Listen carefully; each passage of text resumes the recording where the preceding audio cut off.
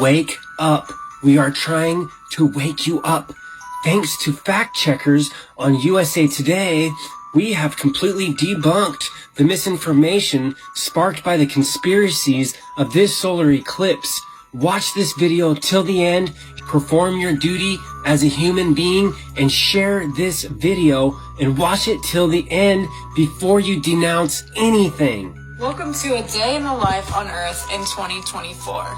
So early next week, the sun, which is 400 times larger than the moon, and coincidentally exactly 400 times farther away than the moon, will be 100% perfectly covered up by the moon during a total solar eclipse, because they appear exactly the same size in the sky, which is quite the coincidence, considering we are moving around the sun at 66,672 miles an hour, while the sun is hurling through a forever exponentially expanding space at 448,000 miles an hour, and the moon is just able to cover up the sun 100% perfectly, no more, no less. That is a bit of a coincidence if you ask me. Meanwhile, NASA will be firing 3 rockets into the total solar eclipse to study the air. And those rockets are named Apep, after the Egyptian serpent demon god of destruction and chaos. Don't believe me? Ask NASA for yourself. The mission is called Apep. The acronym was chosen because Apep is also the name of the serpent god from ancient Egyptian cosmology, who pursued the sun god Ra and every so often nearly consumed him, resulting in an eclipse. So they gave a very innocent and understandable reasoning for naming it Apep, but they forgot to mention that Apep represents the forces of chaos, death, and disorder. It's literally the opposite of light and good. It's pure evil. The serpent demon god of destruction is what they're naming the rockets that they're shooting into the sun after.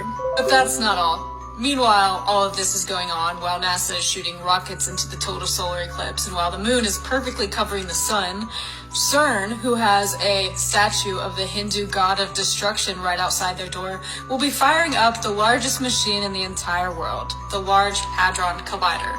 That's right, they are going to be firing billions of protons at each other at the speed of light in a 17-mile-long tunnel, trying to recreate the conditions 1 second after the Big Bang. And they are firing it up during the total solar eclipse. Besides the fact that they have the statue of the Hindu god of destruction right outside their door, I guess it's also just a coincidence that their logo is literally 3 6s. And I guess it's also a coincidence that CERN is located in Geneva, Switzerland. And the Bible says that Satan lives where Antipas was put to death. And Antipas was put to death at the Apollyon Temple in Geneva, Switzerland. But it goes even deeper than that. CERN and the Large Hadron Collider are specifically located in a city called St. Genus Poli. I know I'm probably butchering that. But that city translates to Apollyacum, which was a village temple dedicated to Apollo. And Apollo is very closely compared and related to Shiva, which is the statue that they have right outside. And Apollo is very closely associated with destruction, means to destroy.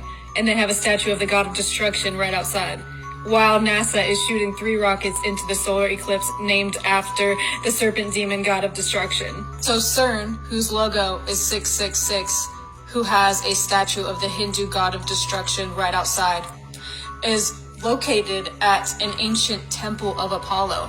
And the ancient temple of Apollo was believed to have a portal to the underworld right underneath it. And the Large Hadron Collider is located right on top of it, where they're trying to smash particles together to create what created the universe. The Bible says they had as king over them the angel of the abyss, whose name in Hebrew is Abaddon and in Greek is Apollyon, that is destroyer.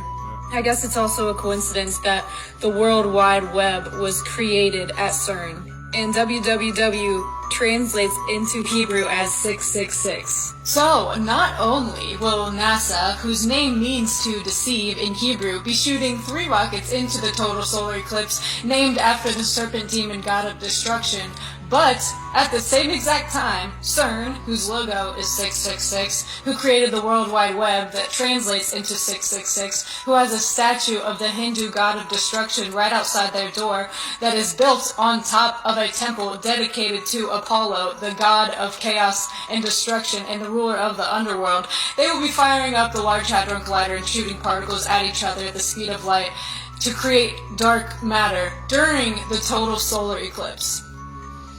Does this not sound like they're trying to open a portal or send us into the Upside Down or something? Because honestly, the Large Hadron Collider looks a lot like that portal opener that they had in Stranger Things. And even one of the top scientists working on the Large Hadron Collider said, "Out of this door might come something, or we might send something to it." Does that not sound like a portal is opening up? Sergio Bertolucci said that. He is an Italian particle physicist and the former director of research and scientific computing at CERN. So I think he knows what he's talking about. So considering all of the satanic references associated with CERN that I just mentioned, including the human sacrifice ritual that happened right outside of CERN, right in front of the Hindu statue of destruction, I don't think that they're opening this portal for anything good. I'm gonna be honest. If you don't remember that CERN ritual happening, here's a video of it. I'm about to play it.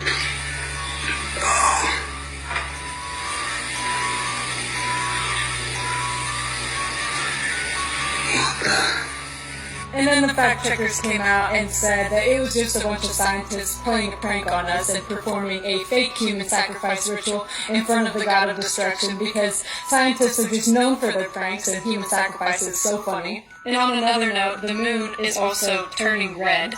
It's rusting because hematite is being found on it, and hematite is derived from the Greek word for blood. And I guess it's just a coincidence that the Bible says the sun will be turned to darkness and the moon to blood before the coming of the great and dreadful day of the Lord. And that's exactly what's happening. I'm not going to say it's the end of the world, but I'm not going to say it's not.